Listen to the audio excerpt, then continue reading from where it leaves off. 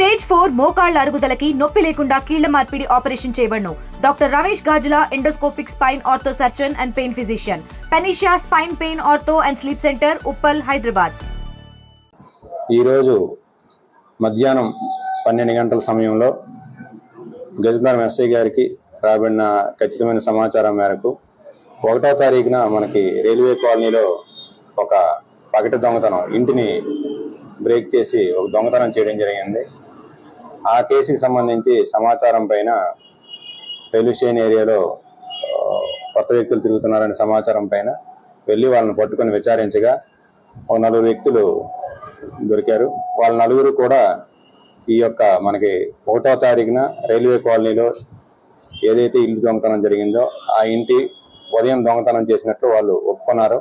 అదే రోజు ఇక్కడికంటే ముందు సాలూరులో కూడా సేమ్ ఇలాగే పగటి దొంగతనం, నా ఇల్లు బ్రేక్ చేసి బీరువా బ్రేక్ చేసి దొంగతనం చేయడం జరిగిందని చెప్పి ఒప్పుకోవడం జరిగింది. వారి దగ్గర నుండి మన కేసులో 200 గ్రాముల వెండి, అదేవిధంగా 1150 రూపాయలు నగదు, అంటే 10,000కి 1150 రూపాయల నగదు, 200 గ్రాముల వెండికి 200 గ్రాముల వెండి రికవరీ చేయడం జరిగింది.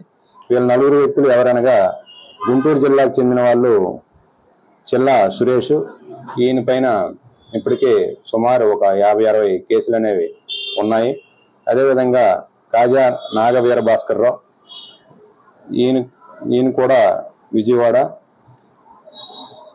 ఈయన పైన కూడా ఆల్రెడీ కేసులు ఉన్నాయి. జల్లేపల్లి వెంకటేశ్వరరావు, ఈయన పైన 4 కేసులు ఉన్నాయి.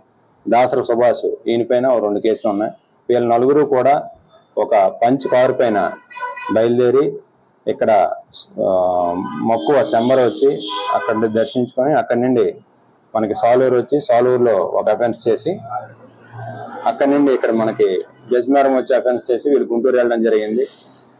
ఈ కేసు ఛేదనలో కీలకంగా వ్యవహరించిన మన గజనగరం ఎస్ఐ గారికి, వారి సిబ్బందికి అభినందనలు మా పై అధికారులు తెలియజేశారు.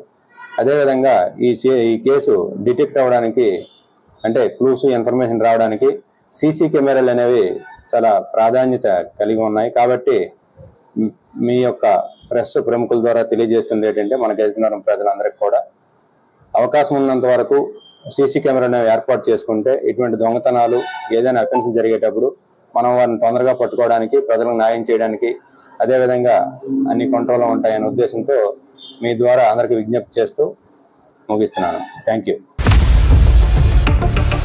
ఇండియా పాకిస్తాన్ తాజా అప్డేట్స్ కోసం డౌన్లోడ్ చేసుకోండి RTV లైవ్ యాప్.